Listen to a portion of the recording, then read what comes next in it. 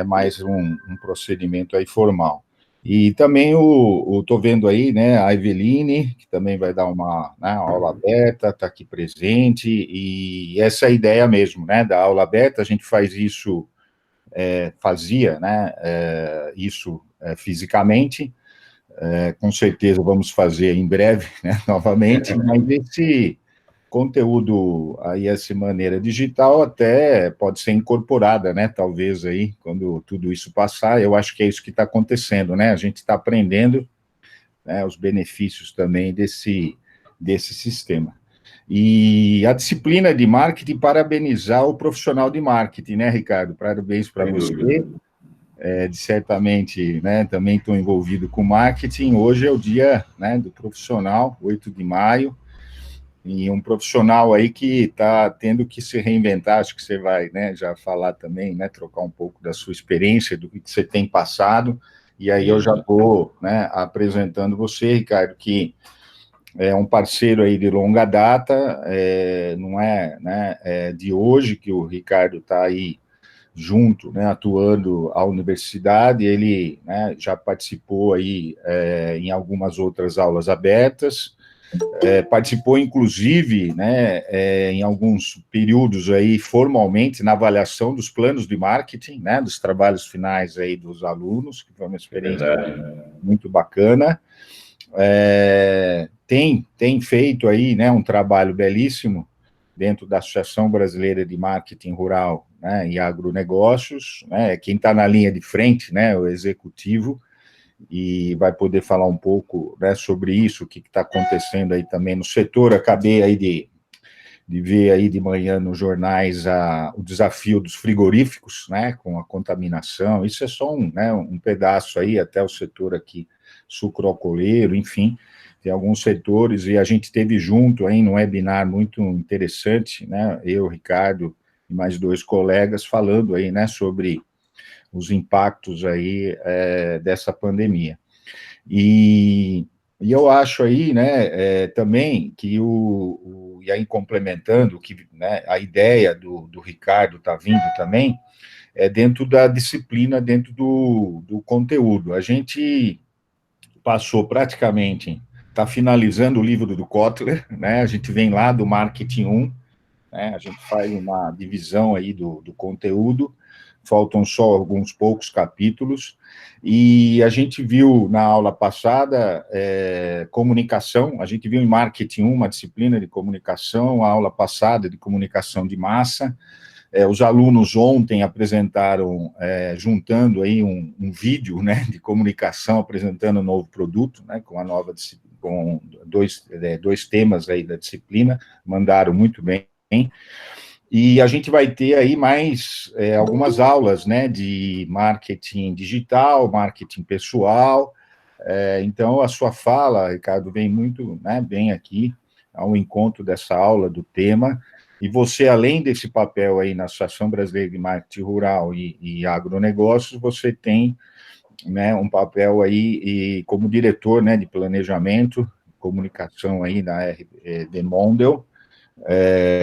Então, eu gostaria aí, né, que, né, você falasse também, né, desse papel importante, que é umas áreas de atuação, né, aqui para o aluno que vai se formar aí em administração também, pode ser uma área interessante, né, de atuação, essa área aí de comunicação também, né? Então, Ricardo, mais uma vez, obrigado, vou parar por aqui. Vou pedir só para os alunos, eles fazem alguns comentários da aula, depois eles disponibilizam, até depois posso, né, compartilhar aí com você também. Todos estão aí com microfone, eu sempre sugiro até os convidados que mantenham aí ele, né, no mudo, mas fiquem à vontade. Eu vou estar aqui fazendo o papel de mediador aqui, vou tentar acompanhar aqui o chat. Eu sei que para você que está apresentando, você fica na tela, né, e fica difícil acompanhar. Então, eu vou estar, né, então, quem quiser aí pode fazer as perguntas, mas também pode abrir o microfone aí, né, se, né, tiver algum ponto relevante, né, se quiser comentar, está aí aberto, é uma aula, né, então, tem a liberdade aí de estar questionando qualquer momento, tá bom? Então, Ricardo, aí, a palavra é sua. Obrigado. Que isso, Belos. Primeiro, eu quero te agradecer pelo convite. É sempre uma honra e é para nós muito importante dividir um pouco de conhecimento. Nós sabemos que hoje quem ocupa a cadeira das universidades é quem estará no comando daqui a alguns anos. Então, essa troca de experiências, de visões, nós entendemos que é extremamente importante.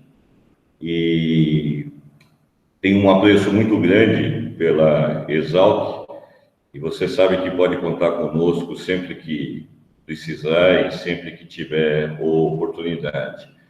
Eu preparei uma apresentação que eu vou compartilhar com vocês, e para que a gente possa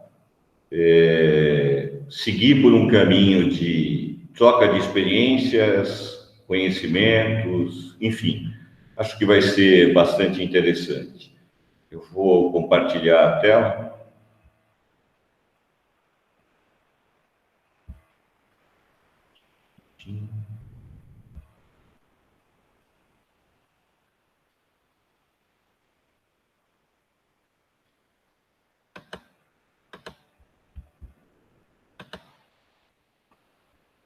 Espera, só me confirma se está tudo ok, se vocês veem. Ainda não, viu? Ainda não? Vê se você conseguiu clicar aí naquele... Opa, agora vai. Ela inteira. Eu te aviso. Isso, agora começou. Perfeito. Boa apresentação.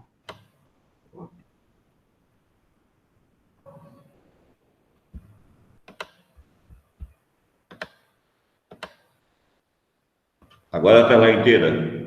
Sim, está perfeito, está ótimo. Então tá, então vamos lá.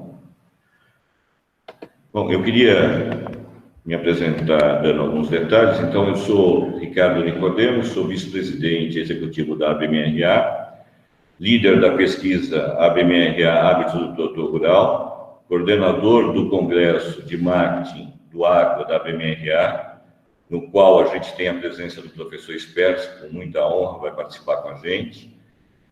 Também tenho grande apreço por ser conselheiro do Mark Exalc e sou diretor de planejamento da RV Mondel. Eu deixei aqui os meus contatos, mas depois a gente volta a esses contatos para que vocês possam anotar. Eu preparei como pauta, vou falar um pouquinho sobre a ABMRA, vou passar uma síntese da 7ª pesquisa ABMRA Hábitos do Produtor Rural, e aí a gente vai falar sobre os 8 princípios BIS para desenhar uma estratégia de sucesso.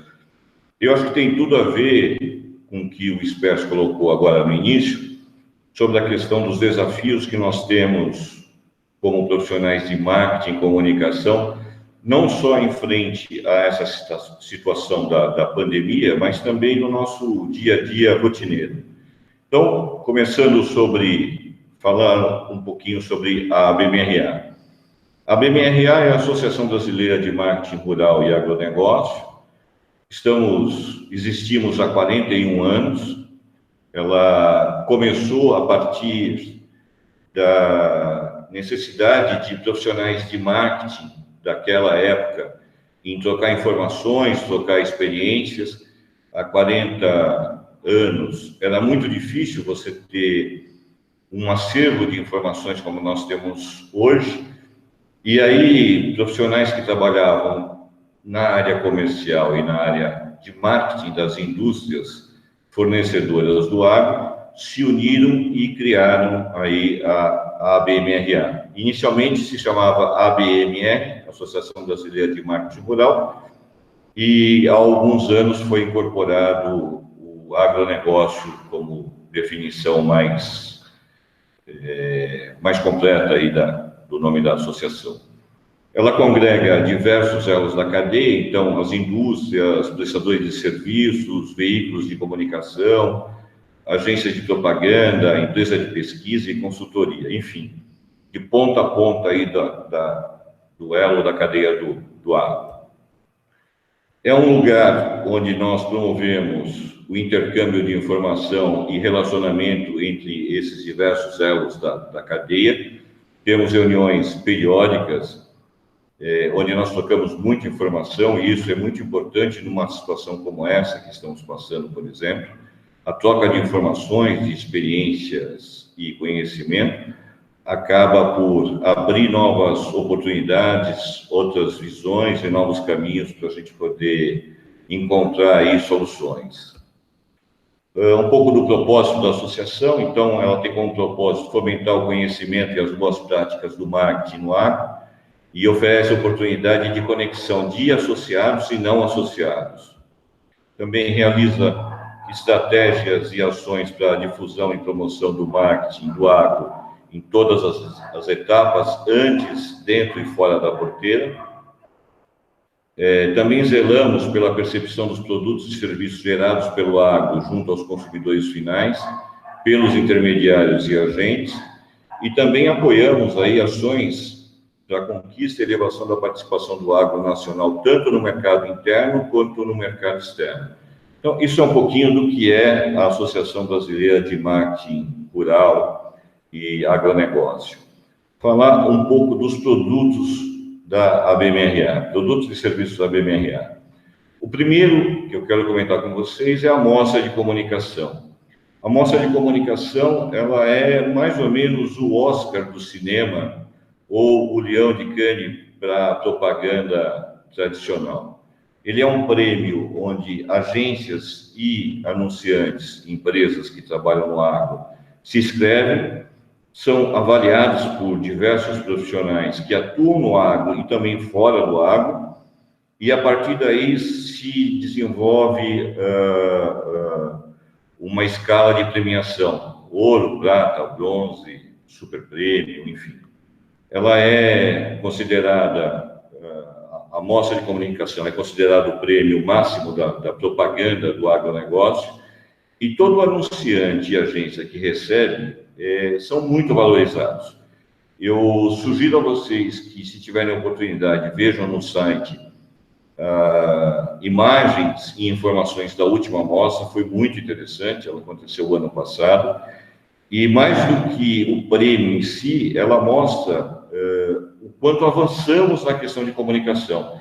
Então, é sim uma referência de benchmark, uma referência de quão boa é a comunicação do agro e o quanto nós avançamos em relação a isso. Bom, o segundo produto que eu quero falar para vocês é o Agromarket Meeting. Ele são encontros realizados com aproximadamente 50 pessoas, isso antes da pandemia. Já estamos trabalhando em Agromarket Meeting de forma virtual, muito provavelmente nos próximos dias a gente anuncie um Agromarket Meeting de forma virtual, e ele é dirigido para os associados da ABMRA e também para pessoas que não são associadas, e traz apresentações de palestrantes de diversas áreas e especialidades. É como se fosse um micro workshop. Ele acontece normalmente em meio período, e aí são apresentadas diversos pontos de vista, experiências, cases, etc. Também temos ele disponível no site.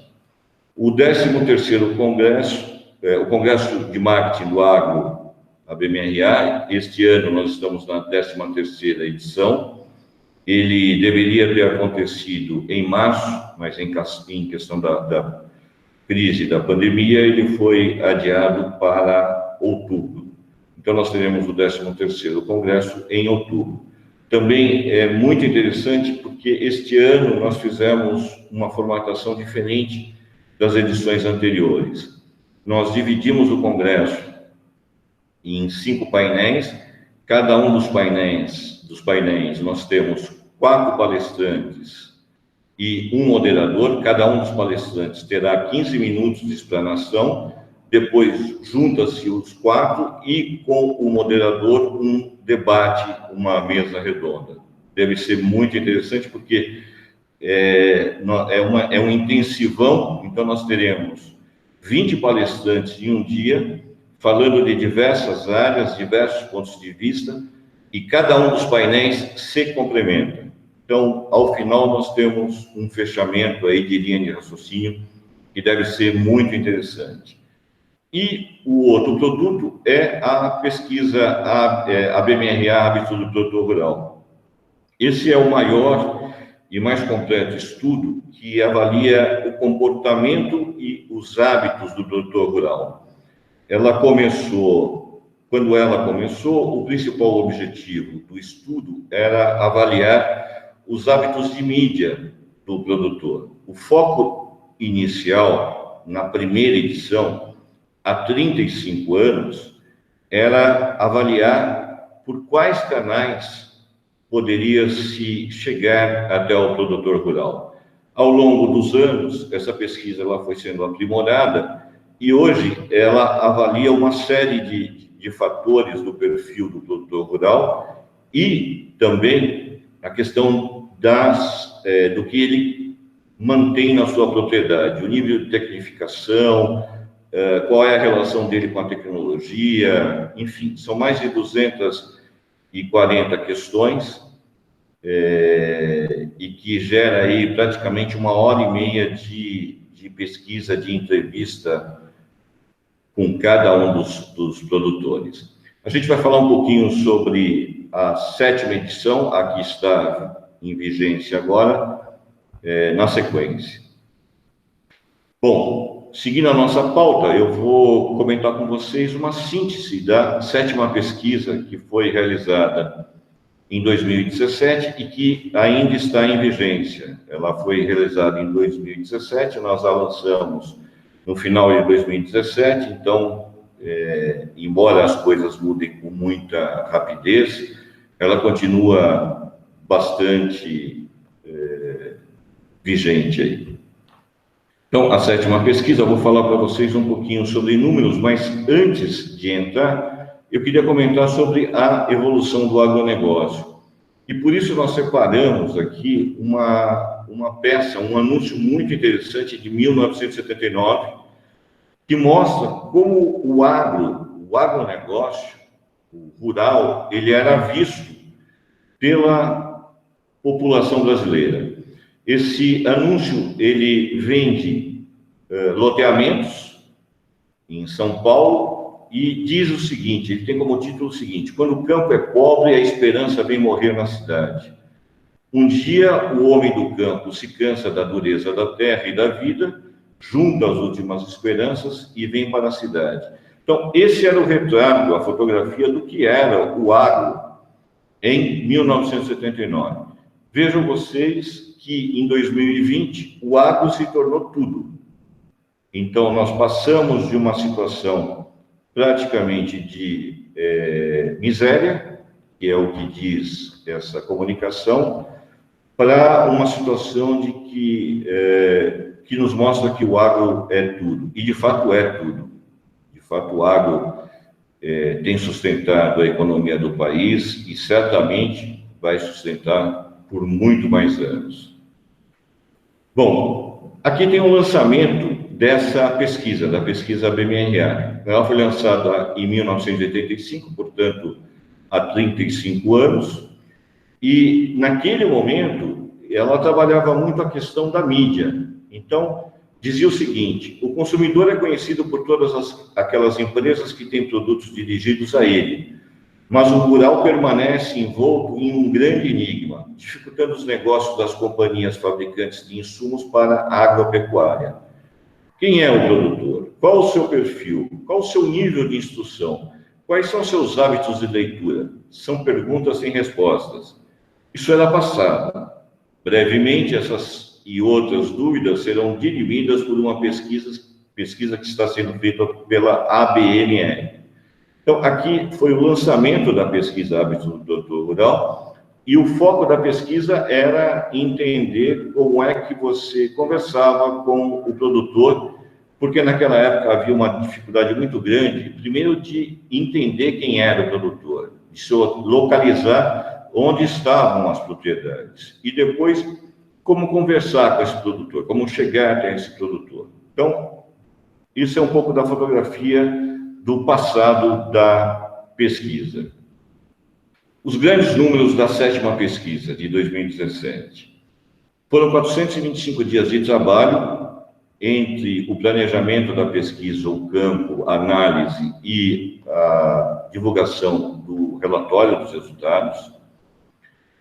Envolveu 60 profissionais, 15 estados, 60 mil quilômetros de visita às propriedades. Isso é equivalente a quase uma volta e meia ao mundo, 7.200 litros de combustível, 2.825 entrevistas em loco, 168 mil minutos de entrevistas, 2.800 linhas por 10.500 colunas de Excel, só para vocês terem ideia do tamanho, da quantidade de informações que nós obtivemos com a pesquisa.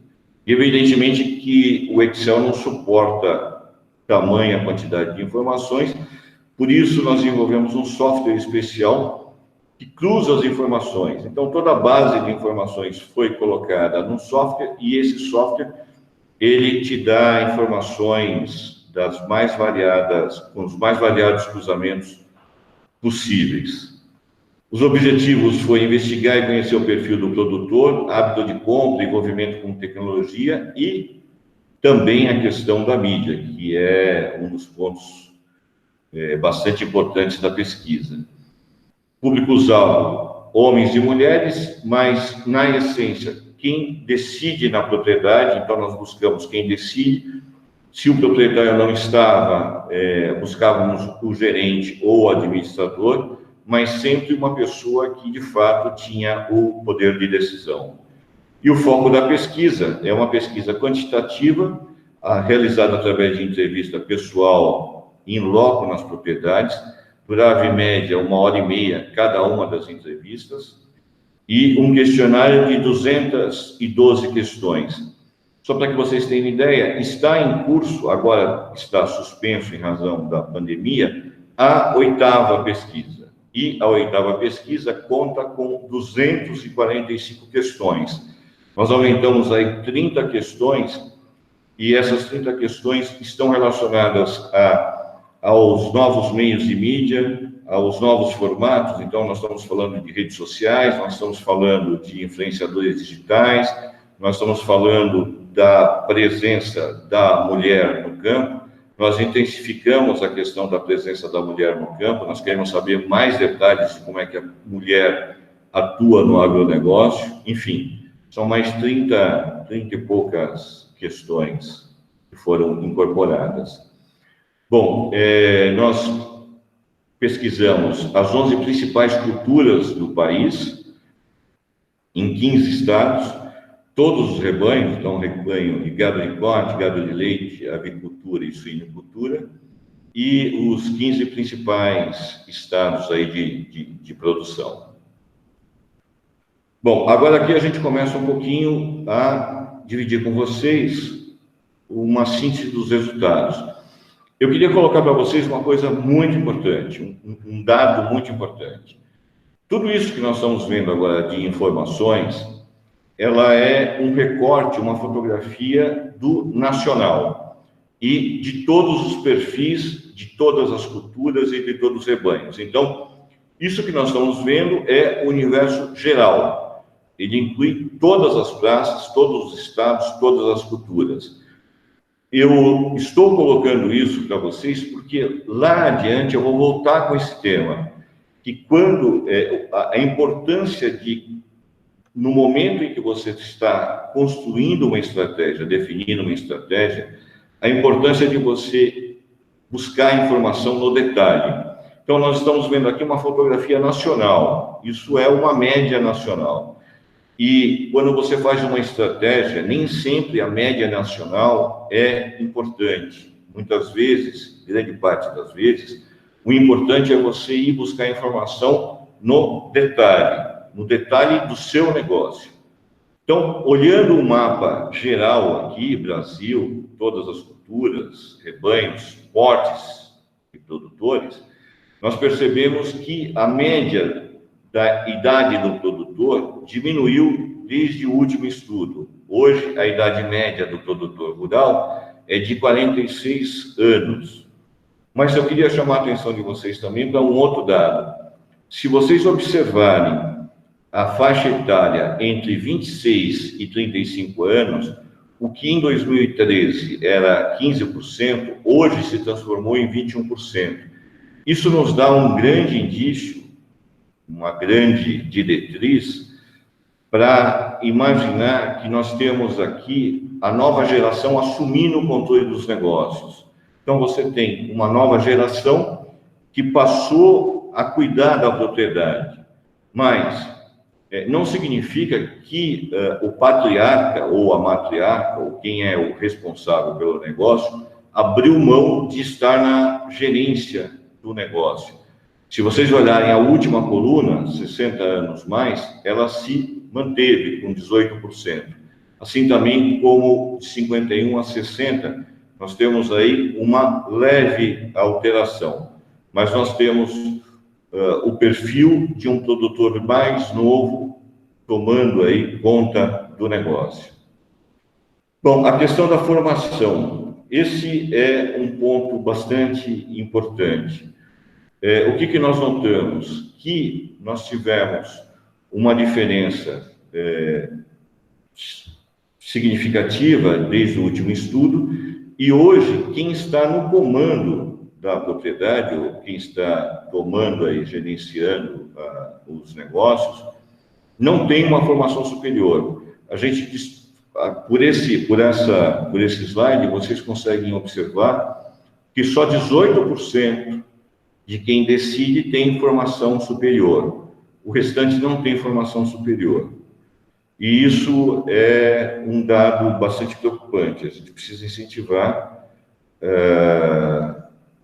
o estudo no agronegócio. Indo para a presença da mulher, o que nós observamos? Quase um terço das propriedades, as mulheres estão em 81% do gerenciamento do negócio nas propriedades. E aonde elas estão presentes como fazendo parte do gerenciamento, a participação dela é vital ou muito importante. 81% dos entrevistados consideram que a participação da mulher é vital ou muito importante. Isso não importa qual seja o porte da propriedade.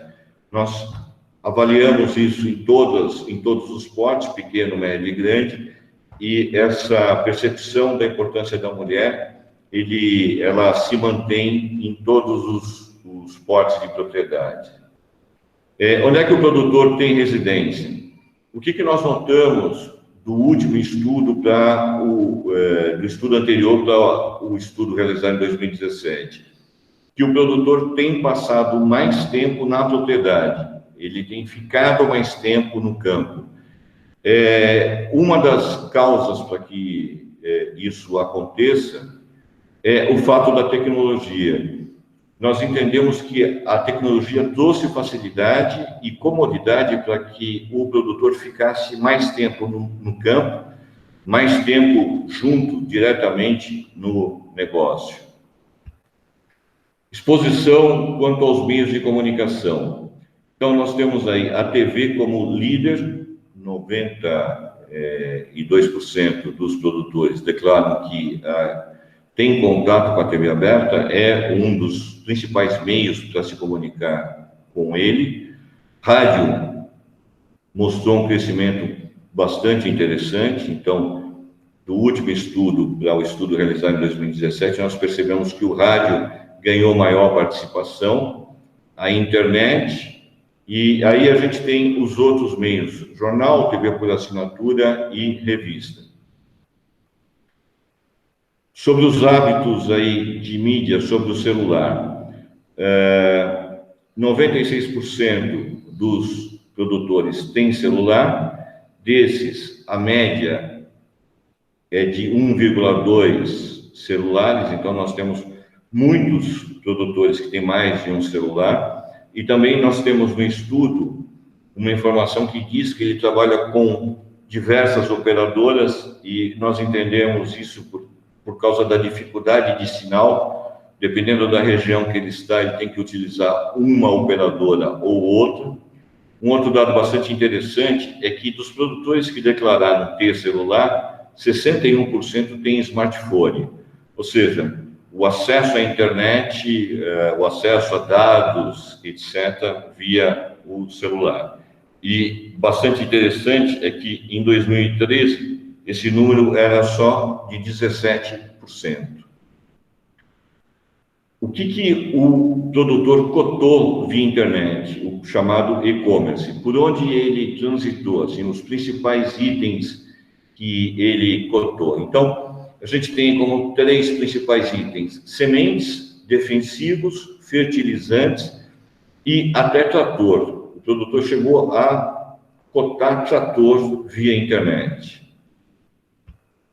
Falando sobre redes sociais, em 2017, 77% dos produtores declararam que utilizam a internet, e desses que utilizam, 96% fazem uso do WhatsApp, 67% de Facebook e 24% de YouTube, ou seja, o principal aplicativo utilizado aí nas redes sociais é o WhatsApp. Perguntamos sobre o hábito de leitura de jornal, apenas 30% disseram que leem jornal. Perguntamos sobre revista, hábito de revista, de leitura de revista. E aqui eu queria chamar a atenção para vocês, porque nós vamos falar sobre esse dado um pouco adiante, sobre a questão de nós estarmos vendo aqui uma fotografia nacional. De novo, a gente está vendo uma fotografia nacional. Então, só 27% declararam que lê revista, quando você pega a média nacional. E dos 27% que declararam ler revista, 93% lê a edição impressa e apenas 7% o digital. Rádio, 75% declararam que ouvem rádio, e os principais itens que ouvem, 88% é música, 63% noticiário local e 25% são noticiários nacionais. Perguntamos para os produtores quais são os eventos considerados importantes. Então, dias de campo vem em primeiro lugar, seja para o agricultor ou para o pecuarista. E aqui é um dado bastante interessante e importante quando a gente começa a desenhar um pouco da estratégia nesse momento de pandemia. Observem que a questão do dia de campo é considerado o mais importante para o produtor, ou seja, nós temos uma peculiaridade no mercado agro, que é o contato físico. O produtor, ele tem por hábito ir às revendas para fazer as suas compras, mas muitas vezes o produtor vai às revendas para não comprar absolutamente nada. Ele quer informação, ele quer encontrar os seus pares e ali tocar um pouco de prosa e saber o que está acontecendo, o que pode fazer para melhorar o negócio dele. Perguntamos sobre o sistema de integração lavoura-pecuária, e esse é um dado que nos chama muito a atenção, porque apenas 14% dos produtores têm implantado o sistema de integração lavoura-pecuária em suas propriedades. Isso significa que a gente tem muito a crescer, temos muito a avançar, porque o sistema lavoura-pecuária floresta é considerado mundialmente como o recurso para o crescimento e para o progresso do agro. Então, isso é um bom sinal, ou seja, nós temos muito a crescer, nós temos muito a avançar com o negócio ainda. Perguntamos quais eram os principais desafios do produtor, e aí dividimos aqui para que vocês entendam entre agricultura e pecuária. Então, quando a gente está falando de culturas, agricultura, os 3 principais é clima, praga e mão de obra, e coincidentemente, quando a gente vai para pecuária, para rebanhos, o clima, as doenças e a mão de obra continuam também a ser os principais desafios dos produtores. Existe um ponto bastante interessante de a gente observar, que quando você fala clima, você está falando de algo imponderável. Você não consegue controlar o clima. Daí a razão pela qual nós entendemos que esse é o principal desafio. Quer dizer, eu não consigo controlar, eu não tenho como controlar. E o clima, ele é fator preponderante para o desenvolvimento do negócio, para a melhoria ou que eu vou conseguir faturar numa temporada, o que eu vou conseguir faturar numa safra. Perguntamos para ele sobre a questão da sustentabilidade, se para eles era importante que os fornecedores realizem alguma prática de sustentabilidade ambiental. E para nossa boa surpresa, 79% diz que sim, que ele concorda que isso é importante, que a sustentabilidade ambiental é importante para o negócio. E ele considera isso importante quando os fornecedores utilizam aí práticas de sustentabilidade. Perguntamos também sobre o que eles achavam da percepção do produtor rural pelo público urbano. E aí ele diz assim, o estudo mostrou que 42% dos produtores acreditam que a imagem deles é boa ou ótima nos centros urbanos. E dos que não acham isso, o maior motivo é apontado porque a população não conhece a realidade do campo. Então, eles citaram quais eram os motivos para que a sua imagem não fosse boa nos centros urbanos. Então, a população não conhece o que é o rural, como é que é a vida rural, como é que é o dia a dia do agro. Depois, seguido por uma imagem de um produtor que não cuida ou que agride a natureza. E o terceiro, por usar agrotóxico. Bom, também perguntamos sobre se ele lembrava ou não de campanhas de valorização do produtor rural ou do agronegócio. E 69% disseram que sim, que se lembram. Ou seja, é importante essa comunicação que é feita pelas indústrias de forma institucional e também pelos veículos de comunicação sobre a valorização do agronegócio. Bom, então, falando um pouquinho sobre se ele está ou não otimista em relação ao futuro da atividade agropecuária no Brasil, 68% se mostra otimista. Perguntamos se eles tinham orgulho de ser produtor rural e também, para nossa boa surpresa, 91% se diz muito orgulhosos de serem produtores rurais.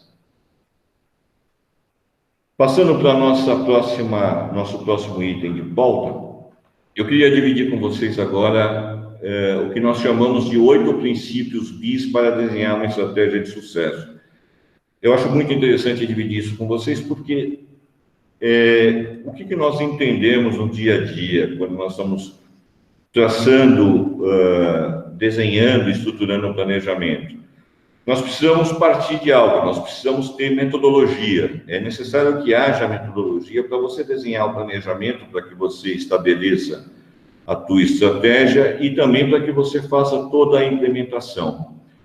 E os 8 princípios BIS, ele é resultado de um trabalho que nós fazemos há muitos anos e que eu quero dividir com vocês agora. Então vamos lá, 8 princípios BIS para desenhar uma estratégia de sucesso.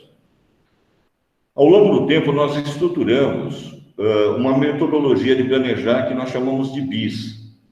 Ela é um modelo inspirado em conceitos como Toyota Way, outros conceitos que se mostraram exitosos, e foi desenvolvido a partir de estudos que nós vivenciamos na prática, em projetos de diversos clientes, diversos perfis de indústria, segmentos de mercado, enfim. E essa metodologia ela é baseada em 3 pilares. Diagnóstico, onde nós ouvimos os diversos públicos, as diversas pessoas, entendemos o que essas pessoas pensam, falam, percebem, deciframos isso, entendemos ponto a ponto, deciframos tudo o que nós recolhemos aí no diagnóstico, e vamos para o segundo pilar. O segundo pilar é organizar, construir e criar a linha condutora do planejamento e da estratégia. E o terceiro pilar é a implementação. Então, o que nós recomendamos, o que nós colocamos na prática em nosso dia a dia? Antes de nós lançarmos, nós testamos, nós fazemos pilotos com micro-regiões, com micro-universos de consumidores ou de clientes, fazemos os ajustes necessários e lançamos. E depois vem uma outra onda de ajustes, porque no dia a dia você precisa ajustar. Dificilmente uma estratégia ela é implementada, sem que haja ajustes no dia a dia. Você precisa fazer o tracking do dia a dia. Isso é muito importante. Bom, ao longo do tempo, o que nós fomos notando e observando? Que os casos de sucesso e de insucessos, eles se repetiam em maior ou menor proporção. Então, nós fomos observando e fomos entendendo os padrões que isso ia gerando. E, ao longo do tempo, nós reunimos o que dava certo, o que não dava tão certo e o que dava errado. E, a partir daí, nós definimos, nós estruturamos o que nós chamamos de 8 princípios para você construir uma estratégia. Então, dividindo com vocês, o primeiro princípio é planeje com o mesmo cuidado de um comandante de avião. Planeje com o mesmo cuidado. Desenhe um plano de voo com muito cuidado. Então, calcula o combustível com precisão. No dia a dia, nós observamos e acompanhamos muitas empresas que definem uma estratégia, mas não calculam exatamente qual é o esforço que precisam para você colocar em prática e para que você faça aí os ajustes necessários. Então, calcula o combustível, calcula o quanto de investimento você vai precisar, investimento financeiro e investimento de mão de obra, de braço, porque uma estratégia para ser implementada, você precisa de braço. Você pode ter uma excelente ideia, mas se você não tiver gente para colocar em prática, você pode ter problema. Anteveja as turbulências. Desenhe tudo aquilo que você imagina que deva dar certo, mas também escreva e coloque no papel tudo aquilo que pode dar errado, porque as coisas dão errado. E quando elas dão errado e você não está preparado, você criar ações de contingência em cima do problema é muito mais difícil do que se você conseguir antever os problemas. E, periodicamente, faça um checklist para saber se não houve desvio de rota. Às vezes, um pequeno desvio no começo da implementação pode te levar para um outro lugar. É exatamente como um voo. Faça checklist e verifique no detalhe se está indo de acordo com o que você planejou. Bom, o segundo princípio, cuide da marca como se cuidasse de um filho. Seja um exímio tutor. Marcas é o principal patrimônio de qualquer empresa, não importa o tamanho da empresa. A marca é o maior patrimônio. Marcas são como pessoas que interagem com o público, então você precisa entender exatamente o que você quer para a sua marca e qual vai ser a relação dela com os teus clientes, com os teus consumidores. E nunca, jamais arrisque deixar sua marca vulnerável, em momento algum, mesmo que pareça ser um grande negócio. E aí eu queria dividir com vocês algo que aconteceu essa semana, exatamente essa semana, e queria colocar para vocês o seguinte: às vezes um bom negócio, às vezes o que parece ser um bom negócio, pode ser uma grande armadilha. O segundo ponto é cuidado com a internet.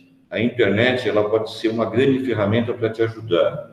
Mas, como vocês vão ver agora, ela pode ser um grande carrasco. E, por último, mantenha o controle da situação. Eu queria dividir com vocês um caso que aconteceu com a marca Osklen, agora, essa semana. Estamos vivendo uma pandemia, o mundo inteiro, e as organizações de saúde orientaram que você deve usar máscara. E agora isso é obrigado em grande parte aí das cidades. Bom, o que a Osklen fez? Para quem não conhece, a Osklen é uma marca de moda, uma marca bastante considerada, uma marca com alto valor agregado. A Osklen entrou na onda de produzir máscara. Então, para aqui, ela criou uma máscara, um design e tudo mais. Bom, custando R$ 147, 2 máscaras. E aí ela fala que ela fez essas máscaras em parceria com o Instituto, enfim. Ela incorporou aí um pouco da ideia de benemerência. Ok. Pandemia, todo mundo vai ter que usar máscara, legal. Pode ser uma oportunidade de negócio. Ok. Bom, o que aconteceu? Não tardou para a internet se manifestar. Então, aqui nós temos o Anderson França. O Anderson França, ele trabalha numa ONG, é um dos que trabalham em diversas ONGs, e se manifestou imediatamente. E um trecho do que está no post que ele colocou. E vocês realmente querem justificar isso usando moradores do Jacaré, dizendo que vão dar cesta básica? Porque a proposta da marca era: compre 2 máscaras que eu vou dar uma cesta básica para os moradores de comunidades carentes. E aí o Anderson continua. Isso aqui, amigos, é a marca de Bacanas tendo uma ótima ideia de ação de marketing em tempos de pandemia global. E isso continuou. Não seja um desgraçado, Oscar. Bom, isso foi a semana inteira. Então, os manifestos e tudo mais. O que a marca fez? Ela publicou um novo post justificando o porquê que custava R$ 147. E aí, a internet não perdoou. Eles foram em busca de levantar quanto custaria e quanto custa para se fazer uma marca. E aqui está. Bom, o resumo dessa história: em apenas uma semana, a marca, a grife brasileira, retirou do mercado a máscara e ficou arranhada. Então, aquilo que se parecia um grande negócio num momento como esse, mostrou o quanto a marca ficou vulnerável numa situação como essa. Indo para o terceiro princípio: conheça a sua própria empresa. Reconheça seus pontos fortes e os seus pontos fracos. É importante que se tenha a exata dimensão dos potenciais, dos limites da empresa e do time. O conhecimento de competência dos jogadores pode determinar o resultado da partida. E aqui nós estamos falando de equipe de vendas, nós estamos falando de logística, nós estamos nesse momento vivendo uma série de problemas. Um dos problemas os hábitos mudaram, os hábitos de compra do consumidor mudou.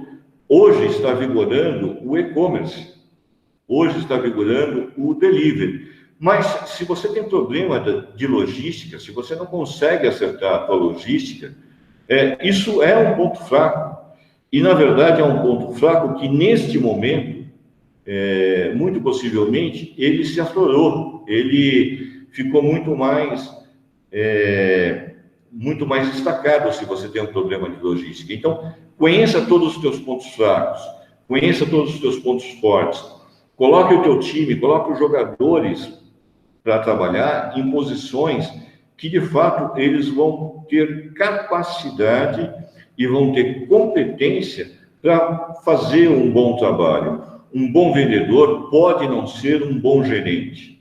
Então, entenda exatamente como é que você determina aí as posições da tua equipe, do teu pessoal. O quarto venda experiências. Esqueça, não venda produto. Você não vende produto mais. Quando alguém compra um iPhone 11 Pro, por exemplo, o que ele menos vai fazer é ligar e fazer selfies. Ele está comprando, ele está buscando uma experiência que essa marca, que a Apple criou ao longo do tempo. Ele está buscando experiência. Uma camisa Hennig, por exemplo, uma camisa polo da Hennig, por exemplo, ela é tão boa quanto uma camisa da Lacoste. Mas as pessoas pagam 5 vezes mais por uma camisa da Lacoste, porque não é a camisa que eles estão comprando. Eles estão comprando uma experiência, eles estão comprando o valor que essa marca pode proporcionar no seu dia a dia. Então, trabalhe experiências. Vocês que estão, que apresentaram recentemente um projeto de lançamento de produtos, tenham isso em mente. O produto em si, a qualidade do produto, a inovação do produto, ele é um incremento dentro de um processo. A grande sacada é você criar a experiência, é você proporcionar a experiência para esse produto e para a sua marca. O quinto princípio é conheça os seus clientes. Literalmente, encoste a barriga no balcão. Você precisa vivenciar, você precisa conhecer a necessidade do teu consumidor, do teu cliente, antes de propor qualquer coisa a ele. Se coloque no lugar do cliente.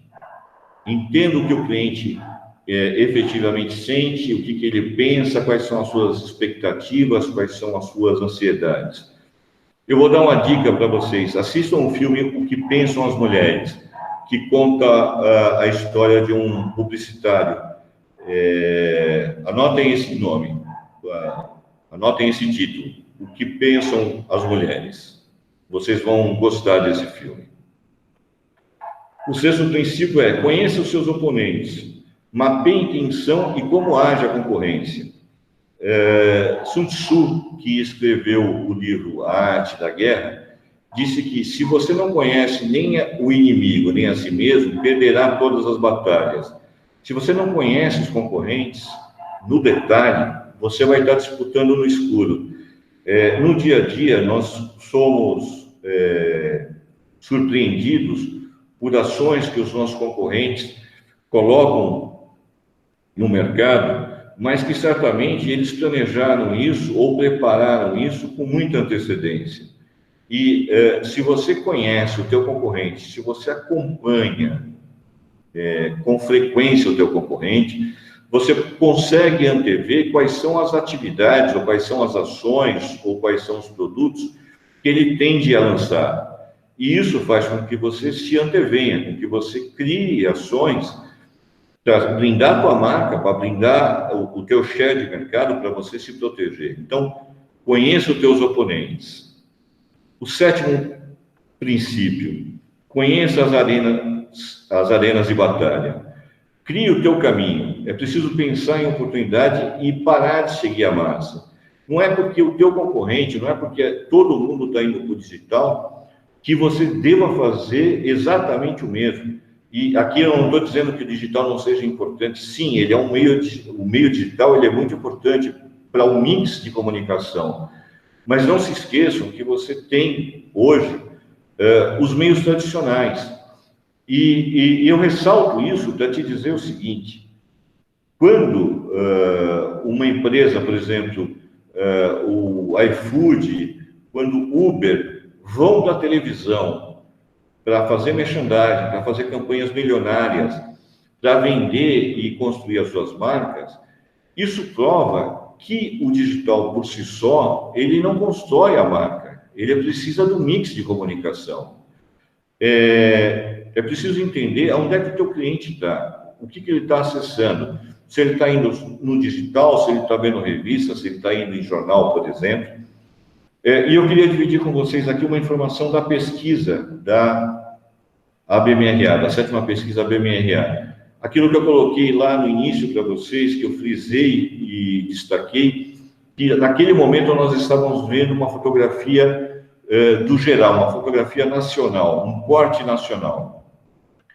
E aquela fotografia que eu mostrei para vocês, ela dizia, por exemplo, o seguinte, sobre o hábito de mídia do produtor na questão da revista. Nós perguntamos se ele costumava ler ou folhear a revista, e 73% disse que não. Mas ali eu mostrei para vocês um corte nacional, onde estavam todas as culturas, todos os portes e todos os estados. E aí eu separei, pedi para que separassem para a gente ver aqui, quando a gente vai no detalhe. Olha só que interessante. Se eu for para São Paulo e se meu negócio é falar com o produtor de soja, vejam só vocês como muda de figura o comportamento desse produtor de soja em São Paulo. 61% declaram que leem revista. 61% leem revista. Olha como é diferente quando eu pego uma amostra, um mapa, uma fotografia geral. 61% leem revista. Então, se eu vendo produtos para produtores de soja e eu quero atingir São Paulo, a revista é o meio. Eu posso fugir do meu concorrente, continuo no digital, mas também vou para a revista. E se eu estivesse falando com produtores de algodão na Bahia, ou com produtores de milho na Bahia, ou com um pecuarista de corte na Bahia?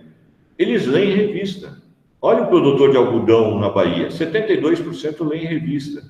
53% de produtores de milho na Bahia leem revista. E 51% de pecuaristas de corte leem revista. O que significa isso? Entenda quais são as suas arenas de batalha. Não é porque todo mundo está indo para um determinado meio que você deva ir também. Seja mais crítico nessa questão. Busque mais informações. Crie o teu caminho. Crie o caminho da tua marca. E, por fim, o 8º princípio, que é uma grande questão: delegar ou delargar. A maior parte do êxito de uma estratégia, ela está na correta implementação. As coisas podem dar errado, e muitas vezes elas dão. Mas o importante é você ter o controle para corrigir a rota. E o quanto antes você souber que deu errado, ou que não está saindo exatamente como foi planejado, e você criar ação de contingência ou correção de rota, mais rápido você vai voltar ao teu plano de voo inicial. Então, por isso, como o 8º princípio, nós recomendamos que você monitore e controle tudo no detalhe. Bom, era isso que eu queria dividir com vocês. Acho que agora a gente pode abrir para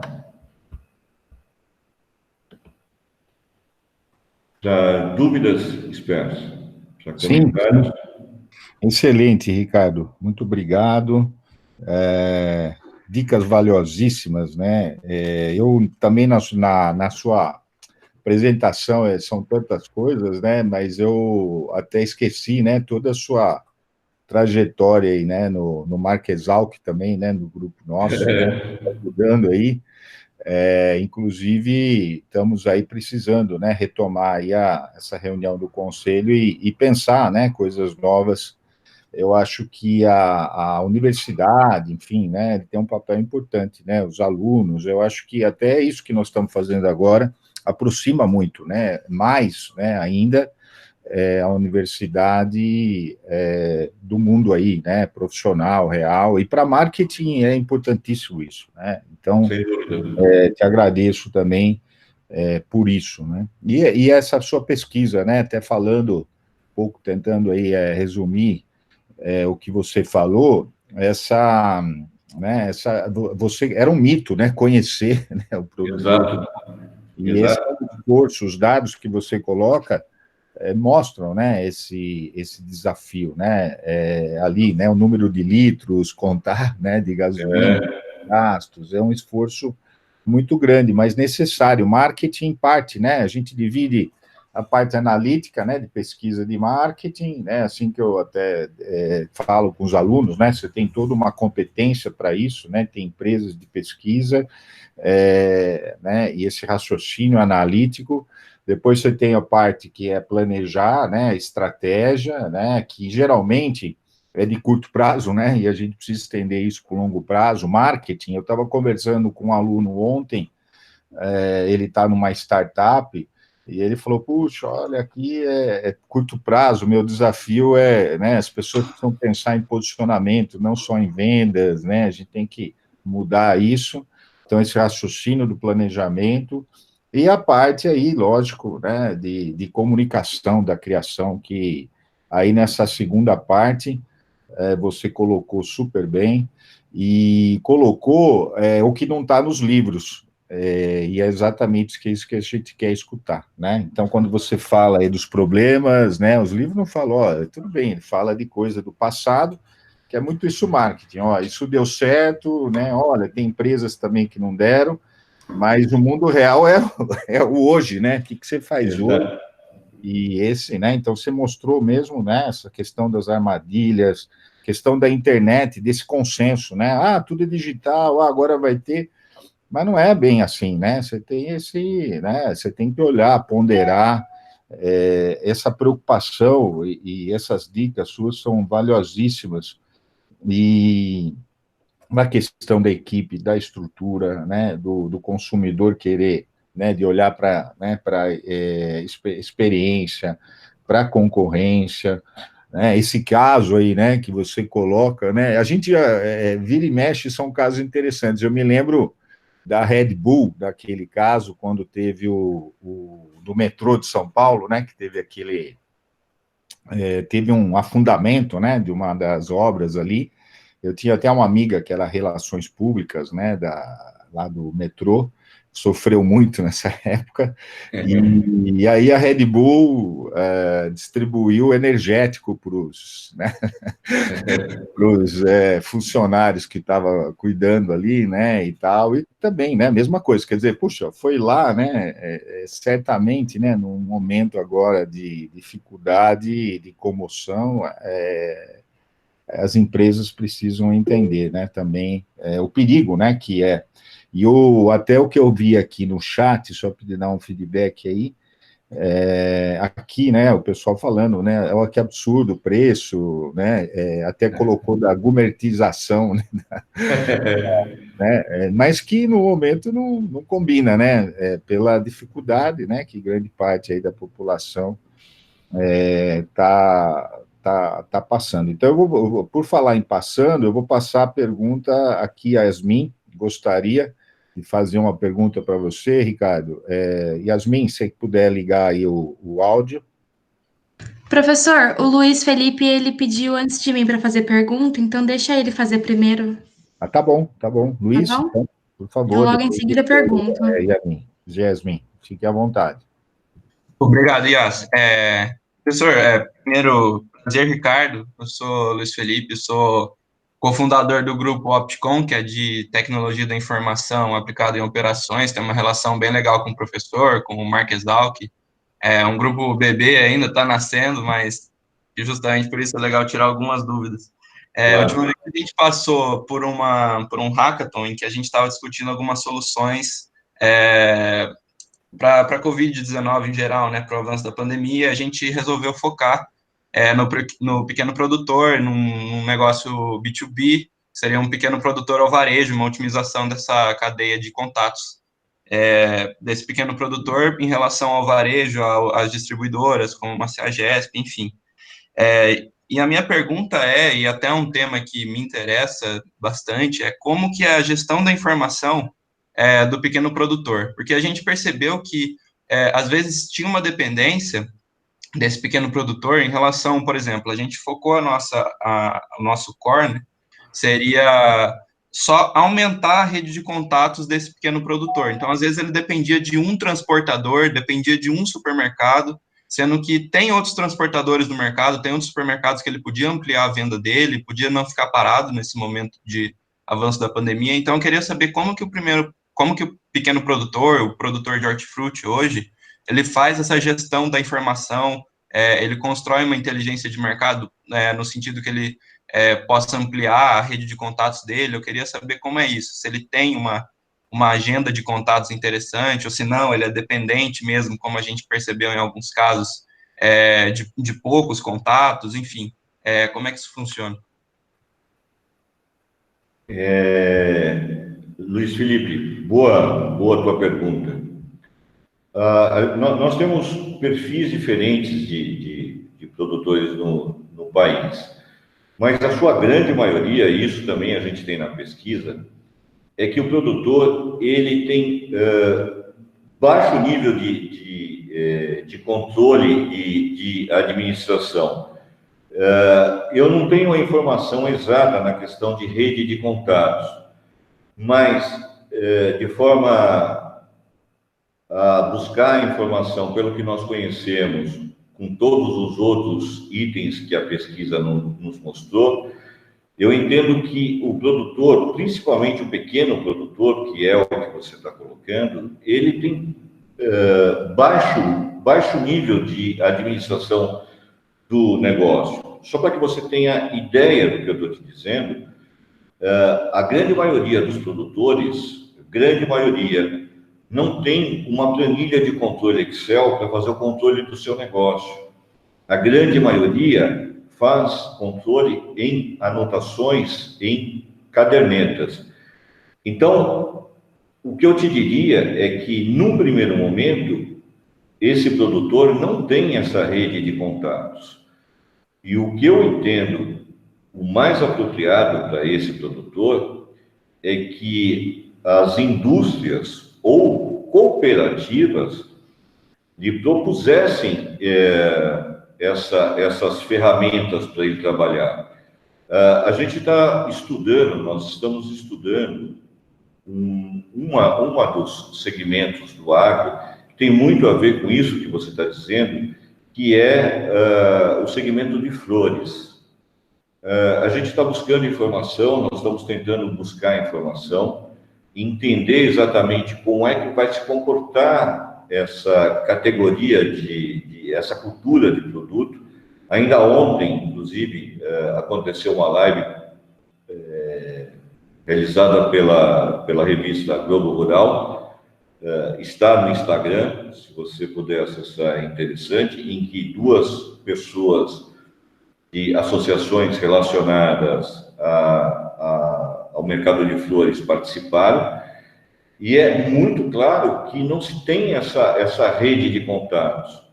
E eu entendo, inclusive, que é uma grande oportunidade de se criar isso, de se criar a ferramenta para que o pequeno produtor acesse e para que o pequeno produtor usufrua dessas informações. É como se você criasse um grande marketplace onde o pequeno produtor, acessasse isso e pudesse buscar ali, pela sua região, opções de transportadora, opções de consultores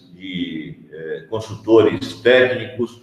E aí nós estamos falando de consultores, não necessariamente do negócio deles. Vamos falar o seguinte: um pequeno produtor vai acessar esse marketplace, esse portal de serviços, e vai encontrar lá um profissional como vocês, profissionais que são formados, que estão se formando, e que poderiam prestar uma consultoria virtual como essa que a gente está fazendo agora, uma mentoria, para que ele pudesse ter insights para poder melhorar o negócio dele e fazer chegar o produto dele por outras vias até o consumidor. Eu sugiro a você, Luiz Felipe, sugiro ao restante do grupo aqui, que acessem o nosso LinkedIn e vejam lá um post que nós fizemos sobre um projeto que estamos fazendo agora, em que nós convidamos diversos profissionais a conversar, a escreverem textos que dizem sobre as suas percepções a respeito desse momento que nós estamos passando agora. E o título é: E depois que a tempestade passar? Então, diversos profissionais escreveram, inclusive o professor Spers e também a professora Luciana, da ESPM. Veja especialmente o artigo que a Luciana, da ESPM, escreveu.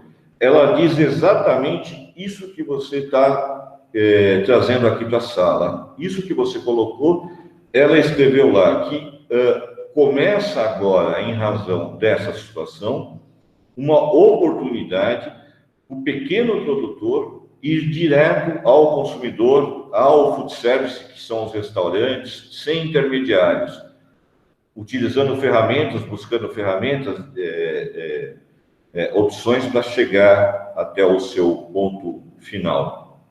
Vejam lá, eu acho que vai ser bastante interessante. Beleza, Ricardo, eu agradeço. Você que acabou me dando um insight aqui, que a plataforma que a gente tinha sugerido era uma plataforma de, como eu disse, varejo, transporte, produtor. A gente não tinha nem pensado nessa possibilidade de consultoria também aí no meio. Muito legal. Agradeço bastante, Ricardo. Vou acessar lá sim. Tá bom, estamos aqui. Excelente. Yasmin? Bom dia, Ricardo, tudo bem? Eu sou Yasmin, também estou no segundo ano de administração. E assim, desde que eu prestei vestibular, eu pensava em seguir na área de marketing, porque é algo que me atrai muito. Mas eu nunca tinha pensado em nada relacionado ao agro. Acho que eu tinha até aversão ao agro. Eu falei, nossa, estou na Exalc, mas só pela administração.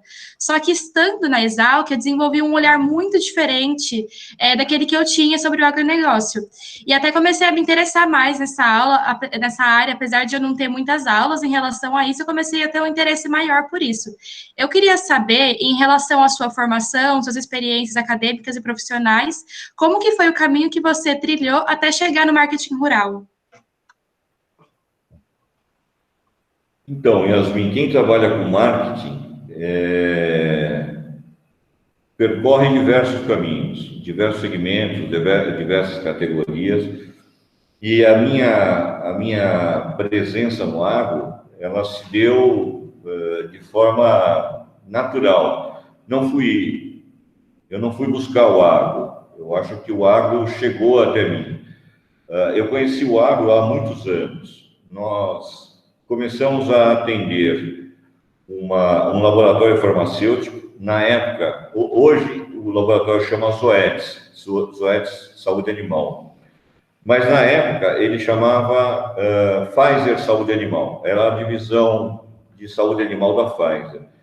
E nós começamos a atender uma unidade de negócios que era pequenos animais. Então, cão e gato. A gente começou a estruturar os projetos para produtos dirigidos a pet.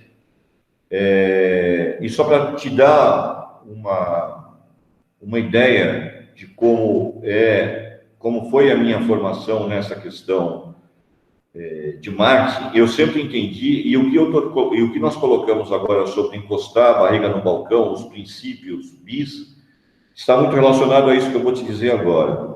Quando a gente começou a atender Pfizer Saúde Animal, e que nós tínhamos que fazer campanhas e projetos e estratégias para produtos dirigidos a pequenos animais, para cães, chegou no momento que nós não conseguíamos entender exatamente qual era a relação que o veterinário tinha com o dono do cão, com o tutor do cão. E como é que nós íamos fazer uma ligação entre a Pfizer e o tutor do cão.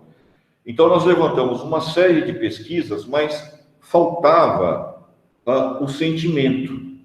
Não tínhamos o sentimento. E aí, o que eu fiz? Porque você precisa ter o sentimento, você precisa vivenciar para você poder estruturar a estratégia. Eu fui buscar um cãozinho e aí adotei uma boxer pequenininha, inclusive. E a partir disso, quem cuidava da boxer e levava ela à veterinária era eu. Então, eu cuidava da boxer, mas ao mesmo tempo eu estava trabalhando. Eu uni aí o lado bom, o lado emocional, porque me apeguei à cadelinha, e ao mesmo tempo eu fui me aprimorando, porque eu levava frequentemente. Bom, Isso me deu um conhecimento muito maior. Isso me ajudou a crescer dentro da Pfizer. Então, nós começamos a atender um produto, chegou no momento que nós atendíamos toda a divisão. Todos os produtos de pequenos animais, nós atendíamos. Isso chamou a atenção da outra unidade de negócio, que era de grandes animais. E aí a gente começou a atender produtos para bovinos e suínos. E aí a mesma coisa que eu fiz em relação a pequenos animais, a linha de pequenos animais, eu fiz com grandes animais, com uma diferença. Eu não fui comprar boi, né? Não dava para colocar um boi dentro da minha casa. Mas eu fui a campo. E uma das coisas que eu pedi era vivenciar o dia a dia do negócio. Então, durante muito tempo, eu visitava as fazendas junto com o pessoal da Pfizer, junto com o pessoal de campo da Pfizer. E isso foi me atraindo para o agronegócio, a vivência, a relação da marca, o que eu faço com a marca, o que eu faço com o produtor. E fui gostando do agro, e fui notando e fui percebendo que o agro ele é muito maior do que as pessoas imaginam. Ele é um mundo, e qualquer que seja o negócio que você atue, ele tem relação com agro, qualquer coisa, tudo que você imaginar. Se você gosta de moda, a moda tem relação com agro. Se você gosta de culinária, a culinária está muito diretamente relacionada com agro. Mas não é só isso. Se você gosta de automóvel, e aí eu vou te contar uma experiência, é a própria questão das picapes. As picapes criou dentro do mercado agro um mercado próprio deles, que não existia antes. Alguém foi lá e falou assim, opa, peraí, produtor rural, carro, picape, isso começou e isso cresceu. Então, a minha relação com o agro é, de certa forma, uma relação de paixão. Mas também a mesma relação de paixão que eu tenho com o laboratório farmacêutico, a mesma relação de paixão que eu tenho com o mercado de automóveis. A gente fez diversas campanhas para a Toyota, a gente conhece muito bem o mercado de automóveis. Mas o agro ele tem uma peculiaridade, é um mercado que abrange todos os outros mercados. E na medida com que as empresas começam, e os profissionais de marketing começam a perceber isso, vem aí grandes oportunidades. Então, Yasmin, quando você me fala sobre conhecer o agro, é assim, você vai rodar muito, como eu rodo, e a cada dia você vai descobrir coisas novas, coisas impressionantes.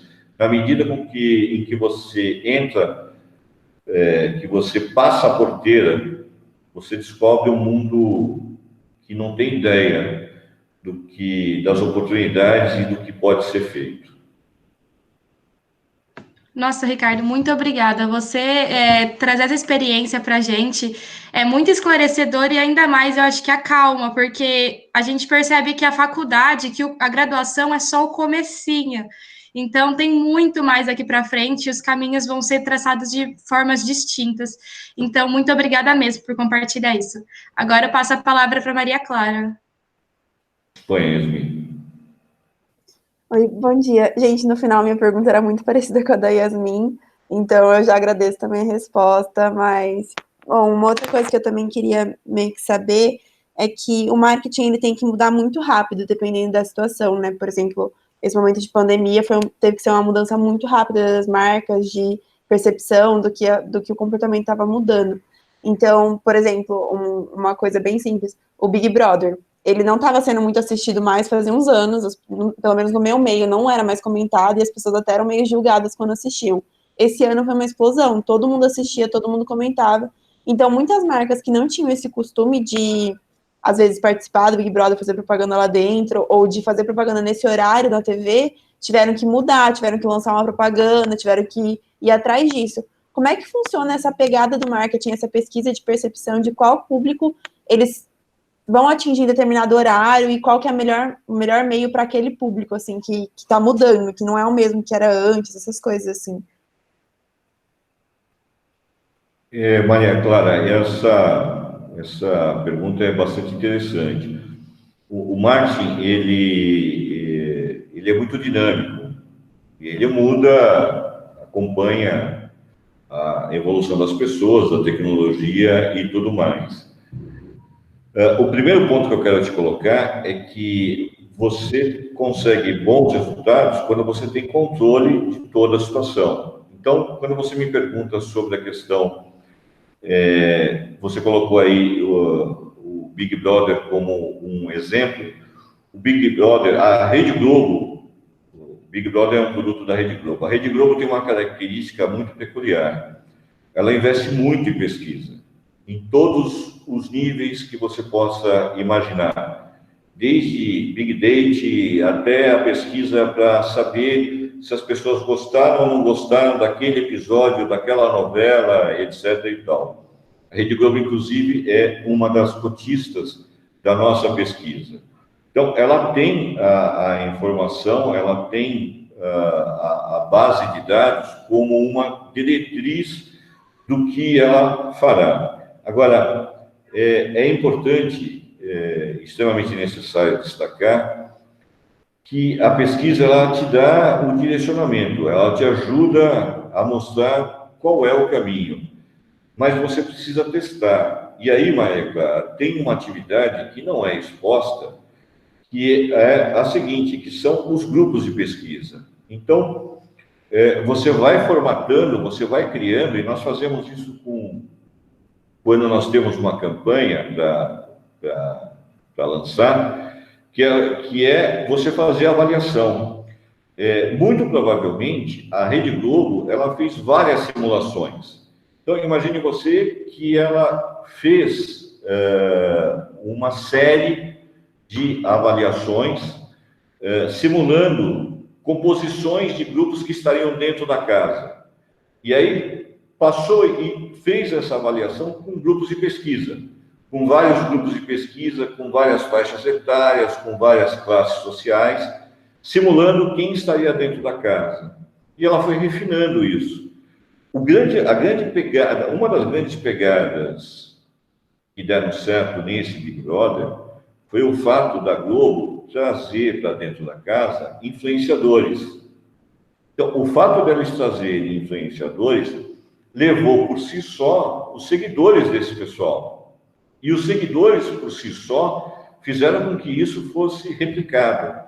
Então, de novo, a gente não tem fórmula de sucesso. O que nós temos são avaliações. E se você tem verba para investir, o que eu recomendo, e que isso fique como ponto da tua carreira, Maria Clara, sempre destine uma parte da tua verba para a pesquisa. A pesquisa vai te dar algumas orientações sobre por onde você pode caminhar. Ela vai te dar mais segurança por onde você deve caminhar. Eu não tenho a informação e não sei quantos grupos de pesquisa a Globo fez para poder chegar nesse formato que ela lançou agora do Big Brother. Mas o que eu posso te dizer é que ela fez e fez muitos grupos. Sim. Tanto que no começo, esse formato dos convidados foi muito criticado, assim, o pessoal não gostou muito. E depois fez um maior sucesso, assim. Então, tipo, realmente é uma coisa que você tem que pesquisar e investir, porque nem sempre a primeira resposta é a oficial, né, também. Mas obrigada. Mas obrigada pelas dicas e pela resposta, Ricardo. Imagina, exponha. Inclusive estendeu, né, por acho que alguns dias também, vai ao encontro das suas dicas lá, né, quer dizer, acompanhar, né, nem sempre o que é planejado, né, é sempre o que acontece, então, tanto quando as mudanças são para um lado ruim, quanto são para um lado bom, né, como foi aí para a Globo nessa questão aí do Big Brother, né, até com o Guinness, né, de 1 bilhão, o engajamento, né, e até agora as empresas usando, né, não a propaganda tradicional, né, o comercial, mas mídias como o Jornal Nacional para divulgar as suas ações aí, né. Exato. esse período. Muito bom. Eu vou abrir ainda mais, vamos ver se tem mais perguntas aqui, quiserem colocar no chat também. A Eveline, né, o Arthur está falando. Eveline, por favor, você consegue ligar o áudio aí? Bom dia, professor. Estão me ouvindo? Tudo bem, bom dia, bem-vinda. Obrigada. Bom dia, Eveline. Ricardo, tudo bem? Bem. O Ricardo comentou do material que eles fizeram aí depois da tempestade. Parabéns aí para os envolvidos, foi muito bacana. O Ricardo me enviou, tive a oportunidade de ler, claro, compartilhei. Legal. E realmente passar mensagem de positividade aí nessa nossa situação atual. Parabéns, Ricardo, pela apresentação, muito bacana. Esse método BIS aí é um dos métodos que eu tenho usado. Eu achei muito legal você ter falado sobre ele com mais detalhes e a experiência de vocês. E eu queria, Ricardo, fazer uma pergunta, né, até para estender para o professor, a gente pensar um pouco sobre a atuação aí dos influencers no agro, né? Queria entender um pouco a opinião de vocês, o que vocês têm achado, já que vocês tocaram aí no assunto do Big Brother, o programa O Aprendiz, do Roberto Justus, também a última edição trouxe os influencers ali para dar uma bombada na audiência deles, que estava precisando. Queria entender um pouco da opinião de vocês sobre os influencers aí do agro, o que vocês têm achado. Eu comento, Spencer? Desculpa, por favor, excelente pergunta, por favor, obrigado, Eveline. Por favor, Ricardo. Legal. Bom, Eveline, obrigado pela tua avaliação, pelos teus comentários. Espero que te ajude, sim, a metodologia BIS. Mais adiante, a gente vai liberar um material no nosso link lá do LinkedIn. Então, se vocês curtirem, vocês vão receber os nossos avisos, e a gente está preparando um material relacionado à metodologia BIS. Tem a ver com isso que a gente viu agora.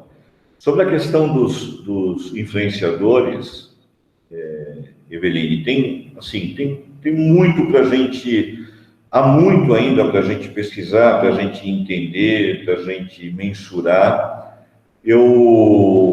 Na oitava pesquisa que está em fase de campo, está suspensa em razão da pandemia, mas assim que retomar, a gente volta, assim que retomar a liberação, nós voltamos a campo. Nós temos lá, pelo menos, das 35 questões que nós incluímos, pelo menos 20% está relacionado a influenciadores. Porque nós queremos entender exatamente o que isso significa para o produtor. Porque o grande objetivo é você falar com o produtor. Mas eu diria a você, por experiência profissional, que quando você cria uma estratégia baseada em influenciadores ou utilizando influenciadores, você tem que tomar muito, mas muito cuidado. E eu vou te dizer o porquê. Quando nós gravamos um comercial, qualquer que seja o produto, se a gente está falando do agro, vamos falar de um comercial de semente. Nós temos uma estratégia por trás disso. A agência tem os seus criadores que vão escrever um texto que o ator vai falar exatamente o que está escrito lá. Ponto. É isso. Quando você trabalha com influenciadores, ele pode até seguir o teu roteiro, mas você não determina qual é o comportamento dele no dia a dia. Então, eu queria lembrar a vocês sobre o caso da Gabriela Pugliese. Muito possivelmente vocês devem estar a par, se não estão, eu recordo, há uma semana, a Gabriela Pugliese, que tinha milhões de seguidores, resolveu dar uma festa e quebrar a quarentena, e no meio da festa ela se excedeu na bebida e falou coisas que não devia.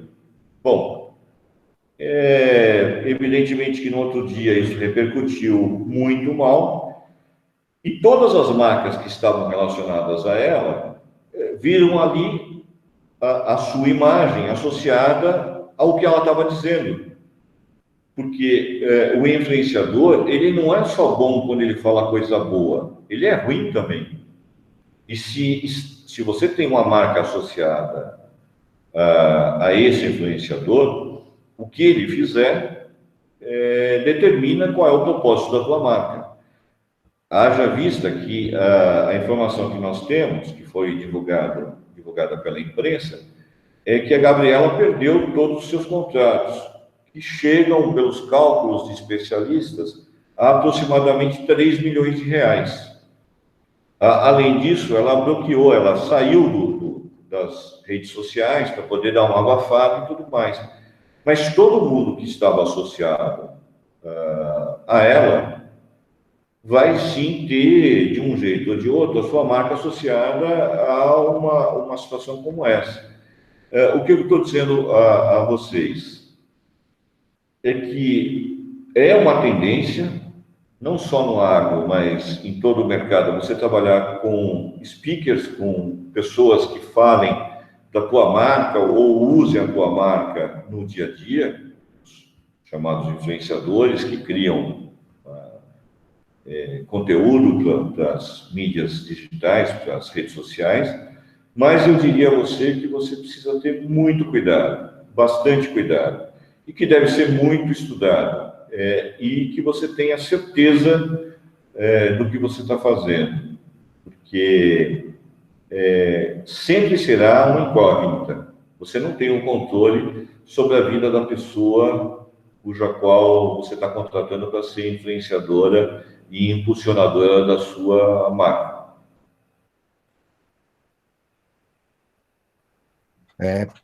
Perfeito, Ricardo. Compartilho aí, né, com tudo que você falou. A gente tem vários, né, casos aí que acontecem.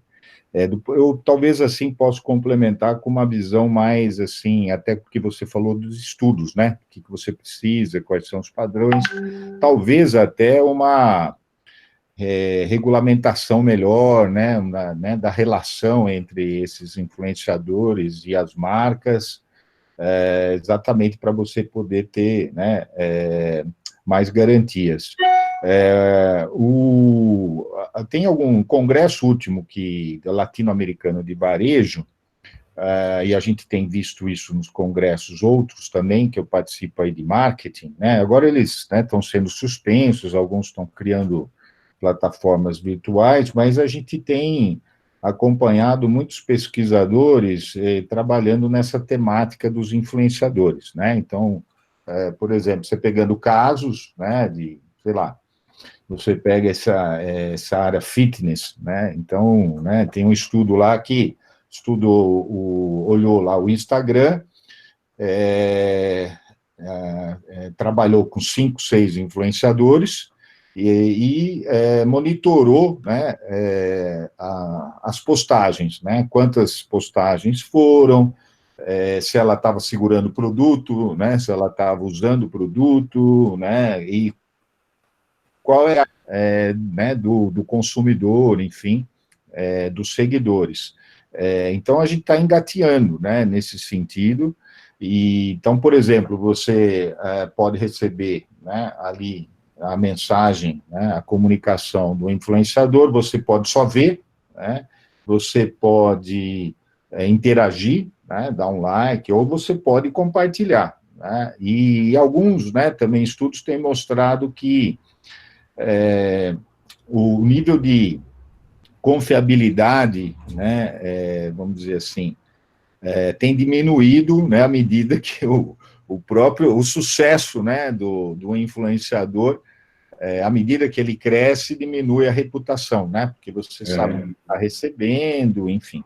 Então, tem várias, né, do ponto de vista aí para a gente entender da pesquisa, tem muita coisa engatinhando, né, mas aí o Ricardo já deu toda essa visão da preocupação realmente real, mas ele veio para ficar, né, então, né, você também não pode deixar de usar, e enfim, e eu acho que as empresas, né, e aí as agências também tem que, né, tomar o devido cuidado aí, né, mas é um mundo que veio para ficar. E, Eveline, você, né, com certeza vai poder também nos compartilhar. Eveline, Ricardo, não sei se você sabe, ela, né, trabalha, né, nessa área, tem, né, até fez um contato, foi muito interessante, ela aceitou compartilhar, eu acho muito interessante porque é um novo, né, desafio, aí, inclusive profissional, né, você tem essa profissão que é o influenciador, inclusive, né, e dentro do contexto do marketing, a gente não pode deixar, né, de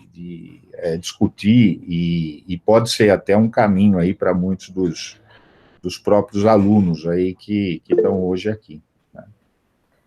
Eveline, você quer Eu quero fazer um comentário rapidinho. Obrigada, Ricardo. Obrigada, professora, aí pelos comentários. Eu concordo plenamente com o que vocês disseram. Tem uma linha muito tênue aí que a gente tem que seguir como influenciador. A gente tem que adquirir credibilidade para o que a gente fala, e qualquer atitude nossa pode derrubar tudo que nós trabalhamos até agora, como aconteceu com a Gabriela Pugliese, né? É verdade. A gente tem que realmente andar na linha e fazer o negócio acontecer. Uma das coisas que eu quero falar semana que vem é sobre isso, né? Eu quero trazer alguns trabalhos também que tenho pesquisado aí nessas minhas semanas aí, tentando entender um pouco melhor e adiantando um pouco do que eu vou falar. Para hoje, para você ser um influenciador, você tem que se envolver, entrar de cabeça no negócio, né?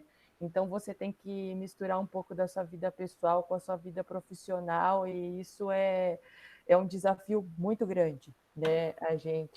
Ainda mais quando a gente trata de assunto polêmico, né? Como eu faço. Enfim, semana que vem a gente vai ter uma conversa aí bem bacana sobre esse assunto. Eu espero trazer um pouco das coisas que eu tenho passado e das outras experiências que já tive na minha vida também. E aí, não vou contar tudo, senão não vou ter nada para eu falar na semana que vem. Então, assim, Ricardo, se tiver a oportunidade de participar na semana que vem, a vida é corrida, mas a gente troca mais ideia também. Obrigada aí pela oportunidade, pessoal. Se você quiser conversar depois, Eveline, vamos marcar, a gente bate um papo. Eu gostaria muito de te ajudar no que for possível. Enfim, claro. A gente sabe que a construção de um negócio, às vezes, demora, e é como você colocou. A questão do influenciador, ele não consegue separar, é diferente de um profissional em que ele tem a vida pessoal separada. O influenciador, ele tem a desvantagem de ser uma única pessoa. Então, o que ele faz na sua vida pessoal repercute na sua atividade profissional diretamente. Ele não consegue separar, é a mesma pessoa. A vantagem, se é que é uma vantagem, é que no negócio do agro, a coisa é um pouco mais tênue, é um pouco mais, eu diria, menos difícil. Não é fácil, mas é menos difícil. E por se tratar do mercado um pouco mais técnico, talvez essa divisão da pessoa física para do lado pessoal, do lado profissional, talvez seja um pouco mais menos difícil essa separação, mas você tem razão, não dá para separar, tem que andar na linha. A gente faz tudo possível, né? Graças a Deus a índole já ajuda. Então já Mas vamos conversar. Eu tenho interesse em trocar ideia com você. Depois me liga, a gente conversa. Vamos se ajudar. A gente troca contato no LinkedIn, vamos sim. Tá bom, vamos se ajudar. Conta comigo. Obrigada demais. Nada. Tchau. Excelente, um pouco de spoiler aí também, né? Com certeza. Eu acho até pelo perfil, né? Tem que ser, né? Todos, né? Profissionais aí, né? Tem as suas competências, e depois até eu vou jogar uma última pergunta aí, Ricardo, e já está chegando aí no final, sobre o que você, né? Poderia dar aí de sugestão para quem está aqui, né, assistindo essa aula, fazendo o curso aí, os futuros profissionais, não relacionado a esse curto prazo, né, da Covid. Eu acho que até esse exercício, às vezes, a gente, né, para, né, de fazer com tudo que está acontecendo, mas não pode, né, tem que pensar aí daqui 3, 4, 5 anos, né, diria 3 anos, quando eles vão estar aí formados, eles estão no 2º ano. Então, queria, né, que você depois falasse aí com mensagem final, uma dica, né, algum ponto aí que, né, para quem quer trabalhar nessa área de marketing. Mas a gente tem ainda uma pergunta da Lívia. Lívia, Se você puder fazer a sua pergunta. Oi, bom dia, Ricardo, tudo bem? Oi, Lívia, tudo e você, como vai? Tudo bem. Eu queria trazer uma pergunta mais ampla, assim. Ontem eu estava assistindo uma live do Marquesalque, que a Juliana e a Gabriela, elas falaram muito sobre as propagandas do Dia das Mães e como elas se desenvolveram em algumas marcas. E o WhatsApp, ele trouxe um maior destaque por uma aplicação bem simples, assim, da mensagem. Aí eu queria saber, uma opinião pessoal, se você acredita que essa linha de marketing mais simples, ela tende a crescer, assim, devido a esse tempo, se você acha que é uma coisa que vai ficar fixa, da gente aceitar, uma coisa mais simples. É boa a tua pergunta, Lívia. Eu acho que, eu entendo que sim, Lívia. A gente tem discutido muito a questão dos impactos desse momento que nós estamos passando no mundo inteiro, e são impactos em todas as esferas das nossas vidas, tanto no que diz respeito à vida pessoal quanto à vida profissional. E evidentemente que isso abrange também a comunicação. Você tem algumas teorias de que a comunicação ela tem que ser simples. O quanto mais simples ela for, mais rápida a mensagem será absorvida. E essa situação que nós estamos passando obrigou as agências, os comunicadores, os profissionais de marketing a buscarem alternativas.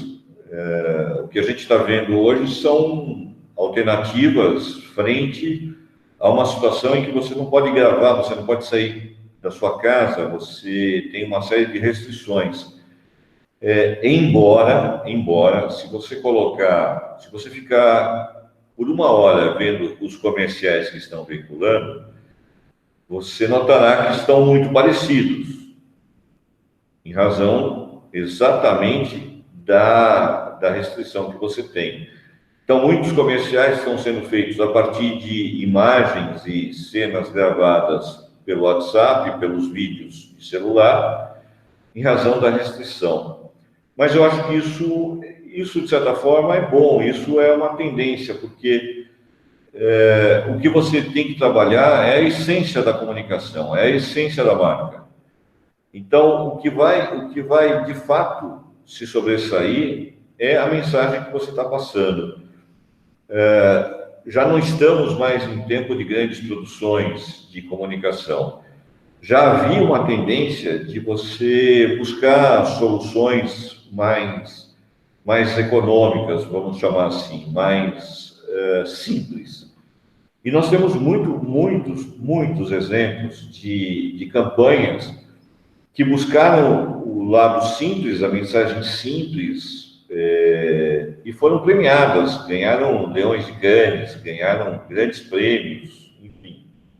Quanto mais simples, mais sintetizada as mensagens forem, melhor será a compreensão. Mas eu não estou dizendo com isso que as mensagens e as campanhas devam ser simplórias. Não é isso. O que nós estamos falando é de essência. O grande desafio está em você buscar a essência, em você buscar DNA, em você buscar efetivamente o propósito. Quando você coloca esses elementos numa comunicação, e se você colocar isso que eu estou te dizendo num filtro, botar em cima da tela da tua TV e começar a fazer esse tipo de avaliação pelas campanhas que você está vendo veicular, você vai conseguir entender exatamente assim, quais tiveram a preocupação de passar a mensagem e você ter a essência da mensagem. Eu vi algumas campanhas por esses últimos dias que é nítida a preocupação que os profissionais que estavam por trás tiveram em, de fato, serem sintéticos na mensagem, mas de uma forma extremamente emocional. Assim, muito cuidado, cuidado com a mensagem, cuidado com a construção. Vou te dar um exemplo disso. Uma das campanhas de Natura, uma das primeiras campanhas recentes veiculadas da Natura, logo quando foi decretado aí o isolamento social, quem falou na campanha foi a diretora de marketing da Natura. É a voz dela que está lá. Então, assim, não tem maior propósito de uma marca do que colocar a sua própria gente falando para a gente. Sua gente falando para a gente. Então, resumindo a resposta, Lívia, eu acho que sim, que as coisas tendem a ir para um caminho mais simples, um caminho mais sintetizado e que emocione de fato, que toque o consumidor, eu imagino. Tá certo. Muito obrigada, Ricardo. De nada, Lívia. Excelente. A gente já está chegando aí para o final. Ricardo, se puder deixar essa mensagem que eu tinha, né, comentado, mais assim, no sentido de orientá-los aí para esse, né, mundo aí pós-Covid e também esse mundo profissional aí daqui 3 anos. E que eles podem, né, estar aí se preparando ou alguma mensagem para isso. Ok. Eu acho que a principal mensagem, ou as principais mensagens, primeiro entendam que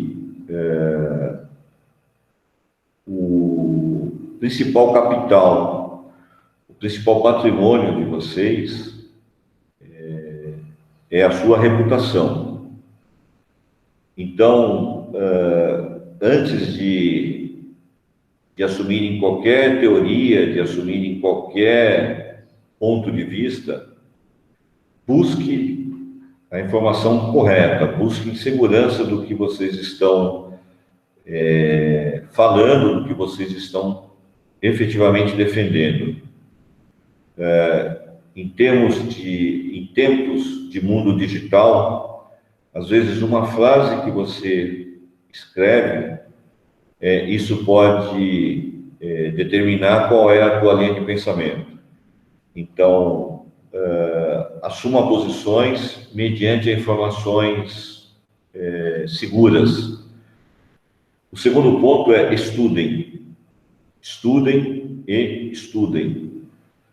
O mundo está cheio de pessoas, muitas pessoas superficiais. Nós precisamos de profissionais e de líderes que, de fato, tenham controle da informação e, de fato, tenham controle por onde vão levar as suas companhias, por onde vão levar os grupos. Nós precisamos de líderes muito bem formados. Eu não preciso dizer a vocês que parte do que nós estamos passando não é só em razão da pandemia, mas por divergências de lideranças. E se nós tivéssemos, de fato, visões de liderança, de cooperativismo, de direcionamento, talvez nós pudéssemos estar não fora da pandemia, mas passando por ela de uma outra forma. E o terceiro ponto é: acreditem em vocês. Temos potencial para chegarmos aonde nós nem imaginamos, mas vocês precisam comprar antes de vender. Se vocês não comprarem vocês mesmos, vocês não conseguem se vender. E acho difícil qualquer posição,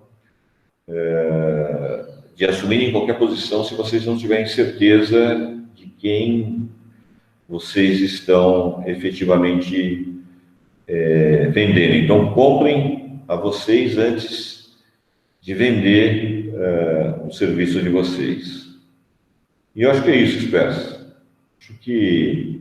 Perfeito, excelente colocações. Eu acho que é muito isso mesmo, né? De organizar, de acreditar de se preparar, né, isso é uma mensagem aí principal, né, e eu te agradeço não só por essa bela fala aí no final, mas por tudo, viu, Ricardo, né, da sua participação, do seu tempo, né, corrido aí, de ter se dedicado aí, né, a esses alunos aí, e com certeza eles vão levar essas mensagens aí para o resto da vida e como profissionais.